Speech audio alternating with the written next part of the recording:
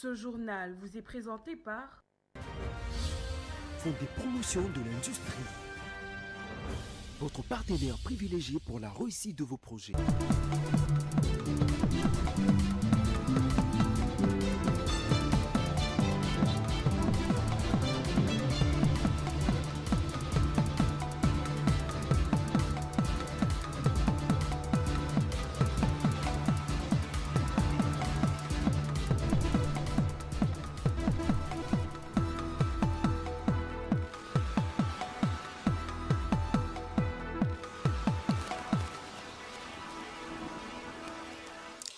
Merci de votre fidélité à Géopolis Télévision. Bienvenue à cette session d'information dont voici le sommaire.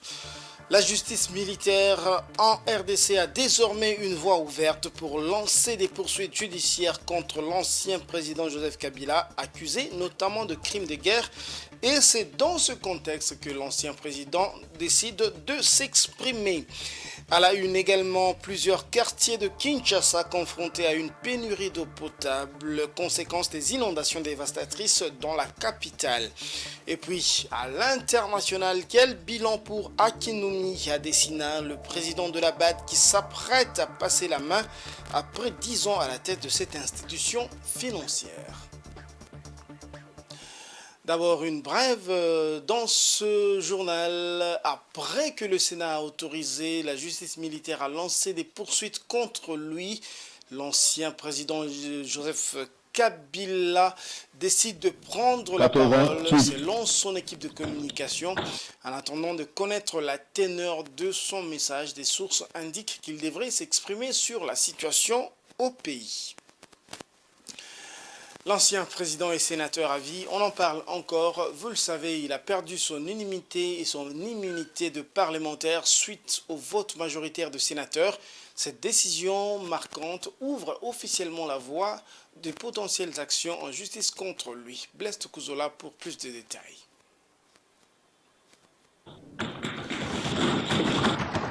Jeudi 22 mai, le Sénat de la République démocratique du Congo a officiellement levé les immunités parlementaires de Joseph Kabila Kabange, sénateur à vie et ancien président de la République à la suite d'un vote à bulletin secret. Sur 96 votants, 88 se sont prononcés en faveur, 5 contre, sans aucune abstention. Cette décision marque une étape historique dans la vie politique congolaise. Selon le rapport de la commission spéciale présentée en plénière, plusieurs accusations graves pèsent sur Joseph Kabila. Ces dernières ont été formulées par l'auditeur général des FRDC dans le cadre d'un réquisitoire visant à engager des poursuites judiciaires.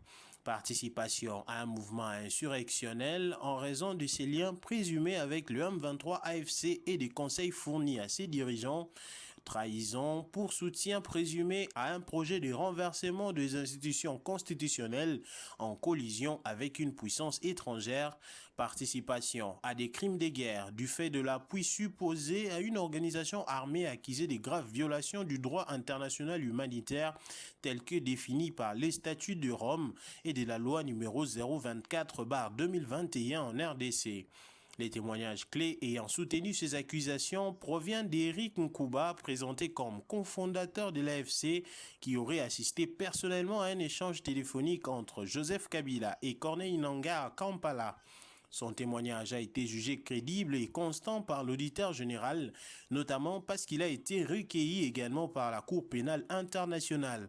Concernant la présence supposée de Joseph Kabila à Goma, l'auditeur général s'est appuyé non seulement sur les médias internationaux, mais aussi sur les déclarations publiques de Serge Tchibans, secrétaire exécutif du PPRD, lors d'une interview sur TV5 Monde.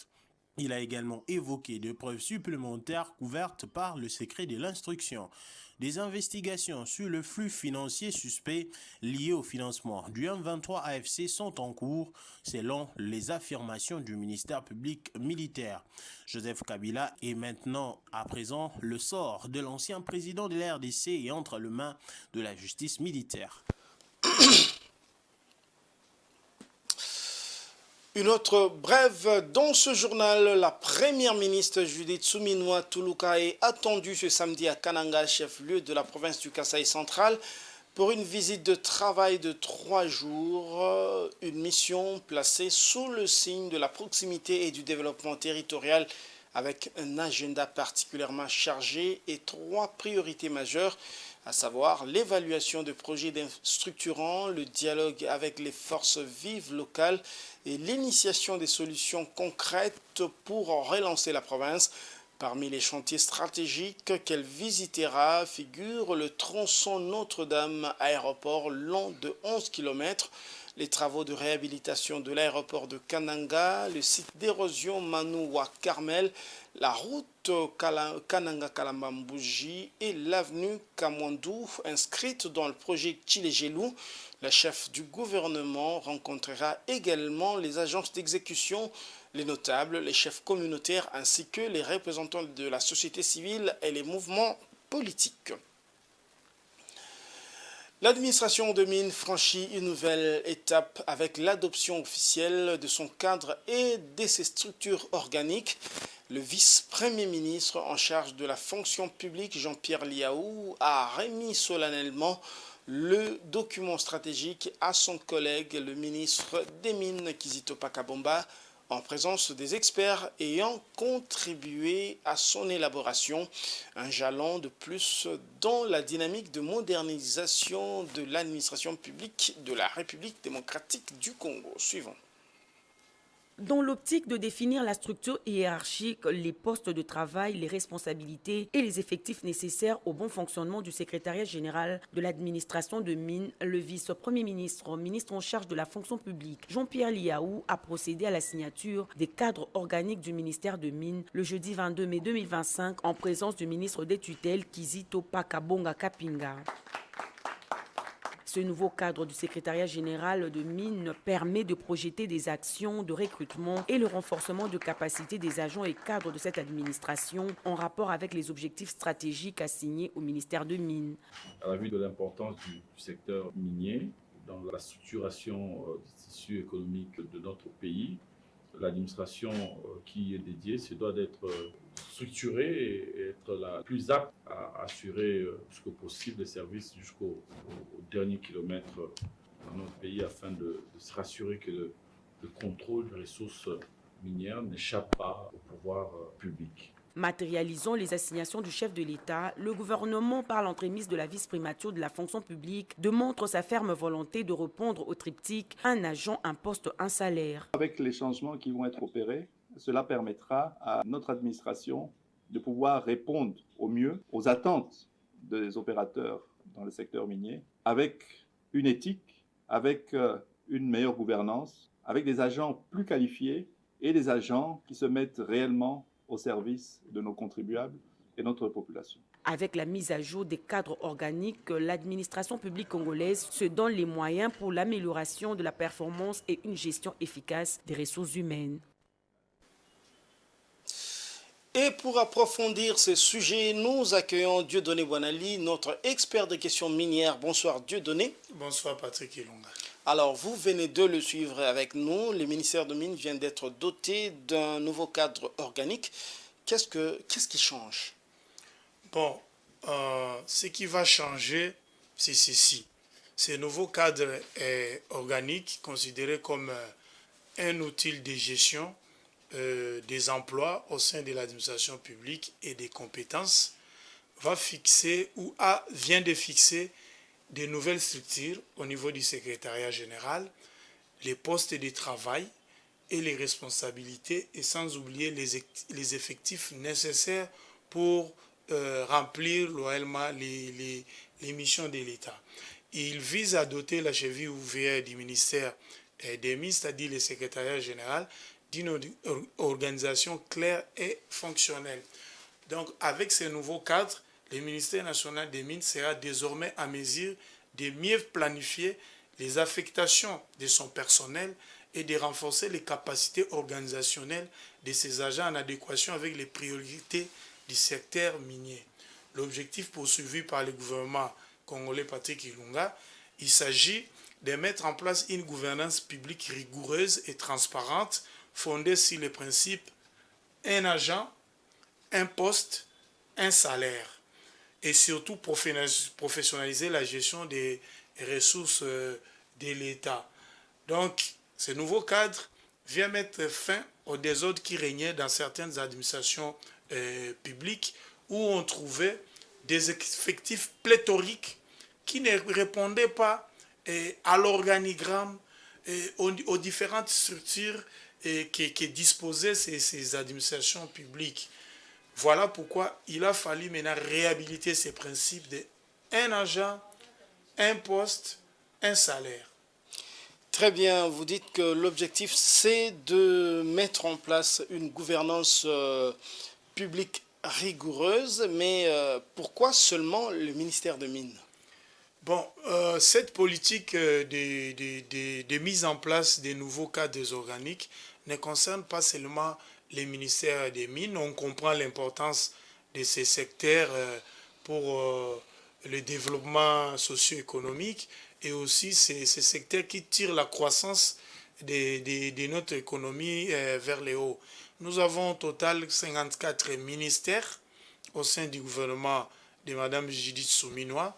Le ministère de la fonction publique avait commencé avec d'autres ministères en leur donnant des nouveaux cadres organiques.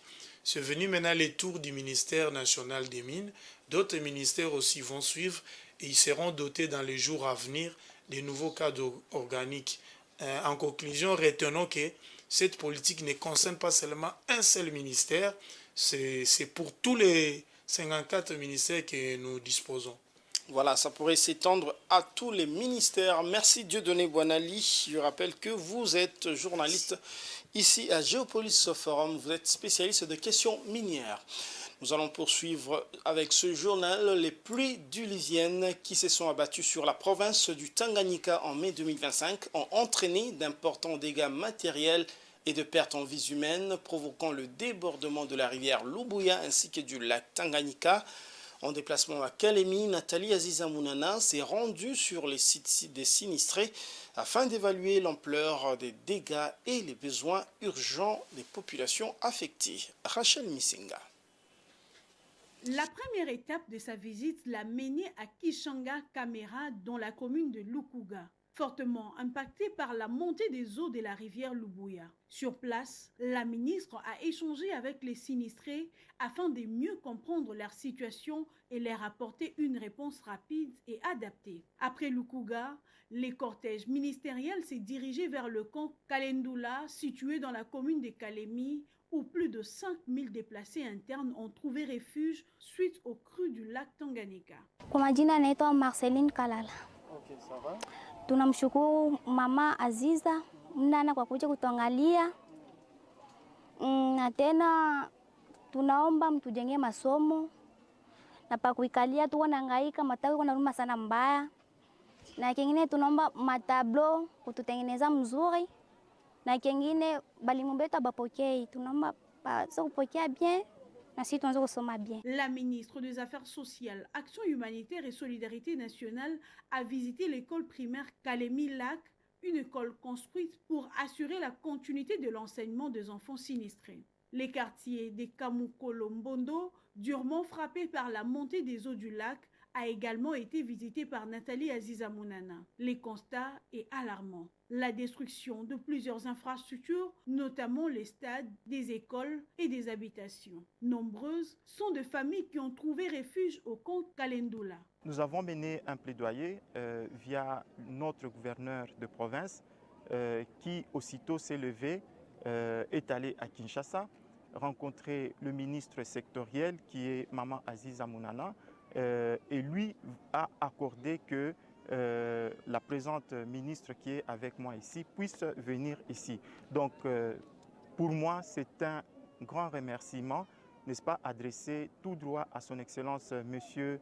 le Président de la République Félix Antoine Tshisekedi Tshilombo, qui nous encourage et surtout qui apporte son attention, n'est-ce pas, à ces populations vulnérables. En sa qualité des responsables des affaires sociales, Nathalie Aziza Mounana a également visité le camp de Kinkongo dans le quartier de Tanganyika, où plus de 3000 familles déplacées internes en provenance de provinces du Nord Kivu et du Sud Kivu sont hébergés après avoir fui les violences armées. Elle a exprimé à ces familles la solidarité du gouvernement et a réaffirmé la volonté du président de la République, Félix-Antoine Tshisekedi Tshilombo, à restaurer la paix et de récupérer les territoires sous occupation rebelle. Engagée pleinement dans sa mission, Nathalie Aziza Mounana reste mobilisée pour intensifier les interventions humanitaires et accompagner les populations touchées.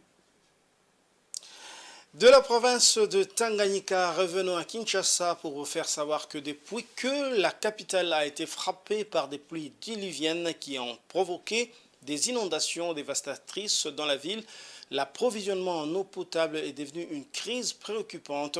Les Kinois, privés d'accès à l'eau potable, se tournent vers des forages coûteux, mettant aussi en péril leur santé et leur bien-être. Gigi Ninde. Privés d'eau à la suite des pluies diluviennes qui se sont abattues sur la ville récemment, les Kinois se tournent de plus en plus vers les forages. Loin d'être au bout de leur peine, les Kinois doivent débourser 500 francs pour un seau et 1000 francs pour un bidon d'eau qui jaillit des forages. Na quartier Kingabwa commune à Limete awa tana difficulté mai depuis bande ko na biso bazaki touché na kao ya mai tonda ki na secteur na bango et pénaliser biso bande ko to zora mai ou rentrer nji. Ça fait déjà 4 jours to vivre na mai à forage. Mai à forage à moi zate batinyo so batibana mai à forage. On a des difficultés pour quitter ba quartier belé pour ya na ba quartier mususu ko lua mai ndeti cantine mai boe 500 bandeko bana babido ba 25 litres banini bafuta ba 1000 francs. Tozana mai te banda mai katana ti tozana mai te awa tokomi ko toka mai ya forage bazo futa biso bambongo mais toza na moyen te to senga bakonja mboka batela biso makambo mai.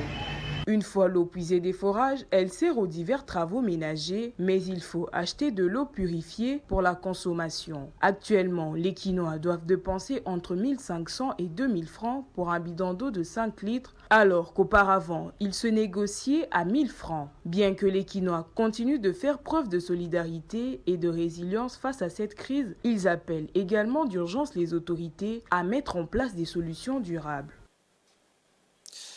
À Kinshasa, justement, les chauffeurs empruntent souvent le sens inverse pour pouvoir arriver à l'heure à destination. Cette situation qui devient très fréquente de nos jours est souvent causée par le manque de patience et favorise l'accroissement des embouteillages dans la capitale jusqu'à être la base de nombreux accidents. C'est un reportage de Rosie Chioyo et Giscard Tamba.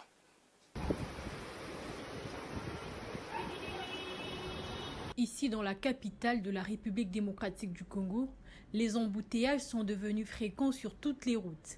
Ces phénomènes rendent la circulation très désagréable. Conduire à Kinshasa ressemble à un cauchemar. Les conducteurs, pour pouvoir arriver à temps à destination, se contentent d'emprunter le sens inverse.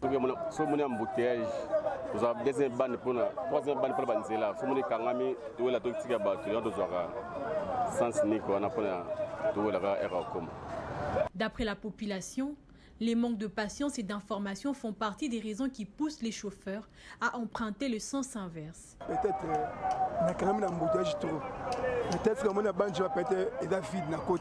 Ça peut arriver, les chauffeurs bazo kende ne bakendaka moko na bango atelemi liboso brusquement to aninga sala manœuvre baluka. Oromona ba o bazaki na sima tant ba monika ka baninga batelemi. Sans tenir compte que batelemi pour nanini omona ka mbala moko o azalaki na suka azui deuxième bande. Bon, tant que yo zo deuxième bande ba o bazaki na ranger mais malgré bandako ko respecter moi bandako zela mais tant ba mona moko a côté troisième bande to deuxième bande bango nyonso ba kolanda y compris na bana moto omona. C'est ça le problème, ils ont ça qui est deuxième bande, troisième bande de salam. Ils ont un manque de patience à chauffeur na kuzanga koeba. Il faut noter que parmi les causes des embouteillages à Kinshasa, l'usage du sens inverse en fait partie. Cette pratique a été, ce matin dans la commune de Mongafula, à la base de plusieurs blessés lors d'un accident de circulation. En faire usage ne fera que rendre la situation plus compliquée, étant donné que la capitale est déjà confrontée au problème des embouteillages. En sport, les léopards seigneurs-dames de la République démocratique du Congo seront en stage de préparation en Tanzanie pour y livrer 2 matchs amicaux face à la sélection tanzanienne. Pour ce faire, le nouveau sélectionneur Hervé Happy a convoqué 27 joueuses pour ce stage et ces 2 rencontres. Blaise Tokuzola. Les léopards seigneurs-dames de la République démocratique du Congo seront en stage en Tanzanie pour préparer la double confrontation amicale face à l'équipe hôte en vue de poursuivre leur préparation pour la CAN féminine Maroc 2025. Pour ce faire, le nouveau sélectionneur Hervé Happy a convoqué 27 joueuses pour ces stages de préparation. Gardienne de but, Fidéline Goy, TP Mazembe, Ruth Konde, Colombe Congo, Jana Elongo Okito AS CAN France, Océane Basile, FC Bourges, France. Défenseur, Bélange Vukulu, Mazembe, Emeraude Mawanda, Mazembe, Esther Silouvangi, Léman, Alicia Sewe Ebunge, Rubex, et Dani Ngoyi, Simba Queens. Milieu de terrain, Beni Koubiena, Shanghai RCB, Marlène Kassage, Mazembe, Sarah Yassongamo, Atalien Sport, Fallon Pambani, Al-Shabaab, Grace Fwamba, Al-Taraji, Eva Sumo, FC Nantes, Nyota Katembo, FC Toronto, Ketia Sawa, Sarcelles et Diane Tobé, Anfield Town. Attaquante, Naomi Kabakaba, Al-Ali, Ruth Kimpoy, Al-Nasser, Merveille Kanjinga, Paris Saint-Germain, Flavine Mawete, Djou Garden, Olga Masombo, Mazatlan, Gloria Mabumba, Auxerre, Déborah Ngalula, La Roche-Vendée, Esther Dikisha, FA Sichana, Ruth Boulala, Sarcelles et Anastasie Soulak, OGC Nice. Les Léopards joueront respectivement face à la Tanzanie le 29 mai, puis le 3 juin de l'année en cours. Place à présent à la page internationale.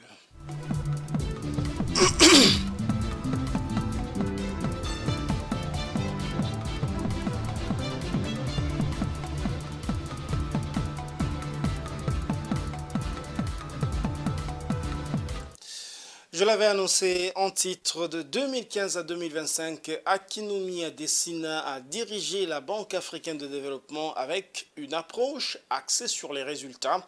Plus de 550 millions de vies transformées à travers le continent. Des milliards de dollars sont injectés dans l'agriculture, l'énergie, la santé, l'eau et les infrastructures. À quelques mois de la fin de son mandat, l'homme trace les contours d'une Afrique à la hauteur de ses ambitions. Suivez.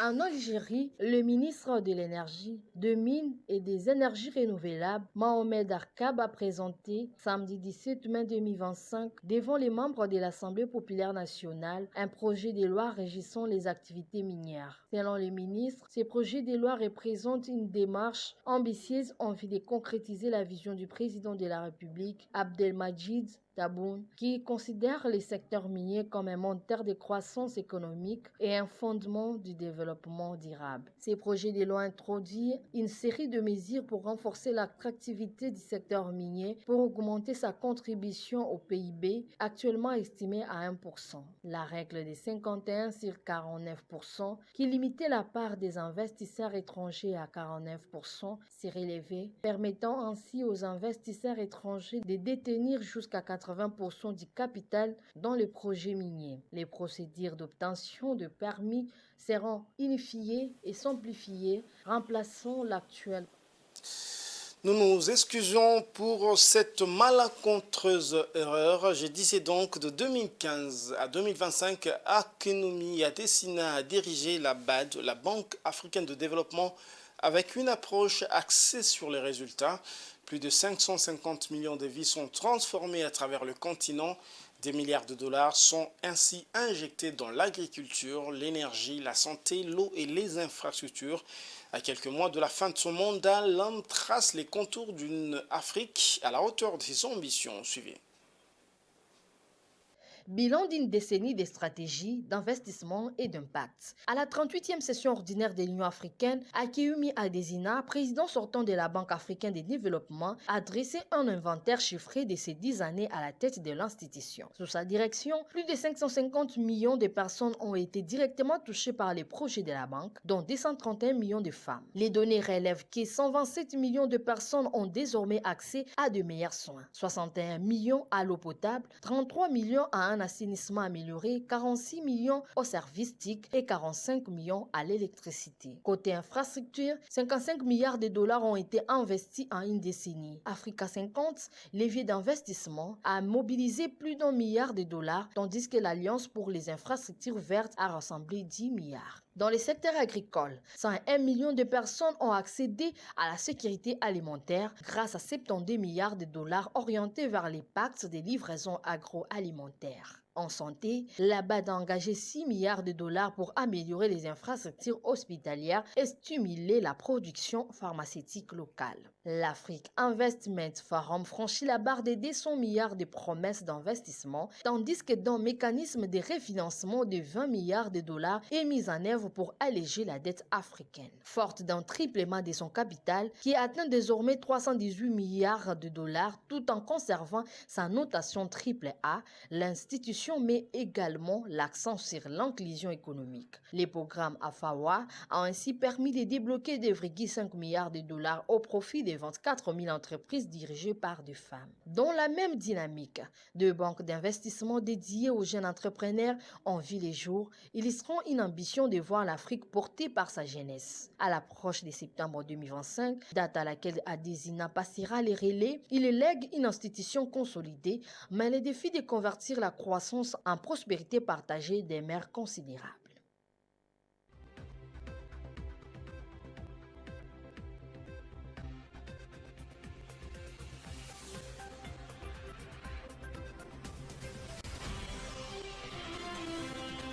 Bonsoir, bienvenue à cette revue de presse. La levée des immunités du président honoraire Joseph Kabila a fait la une des journaux parus ce vendredi 23 mai 2025. Commençons avec le phare qui titre en sa manchette « Sénat, Joseph Kabila dépouillé de ses immunités ». C'est fait, la Chambre haute du Parlement a laissé parler les textes.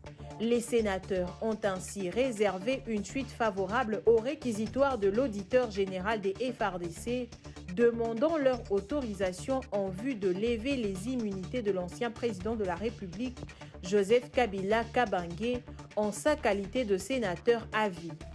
Le vote de circonstance a donné les résultats ci-après: 88 voix pour, 5 contre et 3 abstentions pour un total de 96 votants. Après la présentation de la demande de l'auditeur des FARDC à la plénière par le bureau, la semaine dernière, une commission spéciale composée de 40 sénateurs a été mise sur pied en vue d'examiner la question. C'est hier, jeudi 22 mai, que la commission a rendu son rapport à la plénière pour adoption. De son côté, Info 27 brosse un tout autre tableau sur l'affaire en y évoquant un signal politique fort. Cette procédure marque un tournant sans précédent dans les relations déjà tendues entre l'ancien chef de l'État et son successeur Félix Tshisekedi. La rupture, consommée depuis l'éclatement de la coalition FCC-Cash en 2021, atteint aujourd'hui une intensité inédite. Dans une allocution précédente, Tshisekedi avait publiquement accusé son prédécesseur de s'être placé du côté de l'ennemi et d'entretenir de liens secrets et stratégiques avec les agresseurs de la RDC. Joseph Kabila, dont la dernière apparition publique remonte à plusieurs mois, serait actuellement en exil. Il n'a pour l'instant réagi ni à ces accusations ni à la décision du Sénat, écrit le tabloïd. Le potentiel, quant à lui, regarde sur le débat à venir et estime qu'il s'animera davantage avec des opinions divergentes sur la question des immunités parlementaires et des droits des anciens présidents. La levée des immunités de Joseph Kabila marque un tournant dans la politique congolaise. Alors que le pays fait face à des défis importants, tant sur le plan sécuritaire qu'institutionnel, Cette décision pourrait avoir des répercussions durables sur la gouvernance et la stabilité. La République démocratique du Congo se trouve à un carrefour et les choix qui seront faits aujourd'hui façonneront son avenir. Dans un tout autre registre, Africa News parle de l'arrestation du chef de la logistique des FARDC.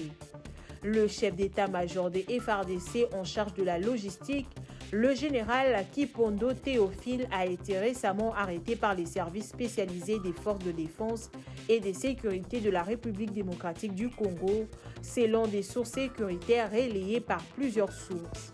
Ce haut gradé de l'armée congolaise est accusé d'avoir gravement entravé les opérations militaires des FARDC actuellement déployées sur les lignes de front contre les rebelles de l'AFC M23. Celui-ci est soupçonné d'avoir organisé un vaste réseau de malversations impliquant la surfacturation des rations alimentaires et le ravitaillement d'unités fictives.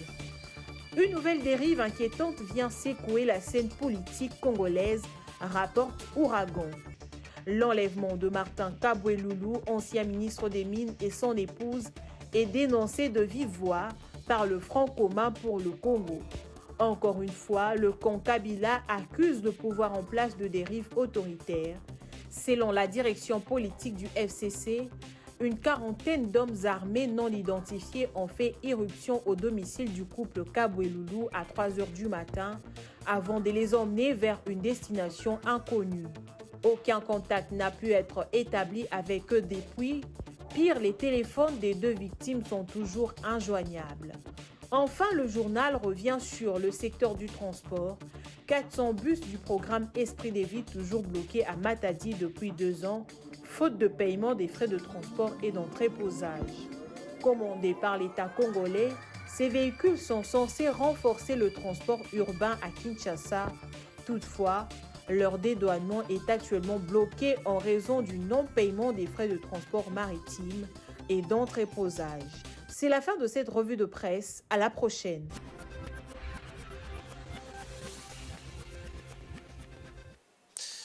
Vous avez reconnu la voix de Damani Mujinga. Mesdames et messieurs, ce journal est terminé, mais avant de le boucler complètement, je vous en rappelle ses principaux titres. La justice militaire en RDC a désormais une voie ouverte pour lancer des poursuites judiciaires contre l'ancien président Joseph Kabila, accusé notamment de crise de guerre. Et c'est dans ce contexte que le sénateur Avi a pris la parole pour parler de la situation en République démocratique du Congo. À la une également, vous l'avez suivi, plusieurs quartiers de Kinshasa sont confrontés à une pénurie d'eau potable, conséquence des inondations dévastatrices dans la capitale. À l'international, vous l'avez également suivi, quel bilan pour Akonomi Adesina, le président de la BAD, qui s'apprête à passer la main après 10 ans à la tête de cette institution financière. C'est la fin de cette édition. Merci de l'avoir suivi et bonne suite de programme sur Géopolis Télévision.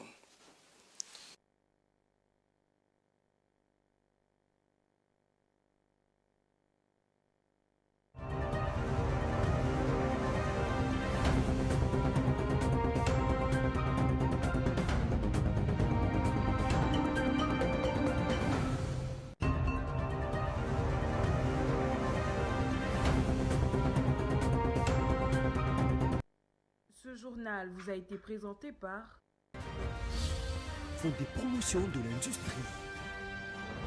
Votre partenaire privilégié pour la réussite de vos projets.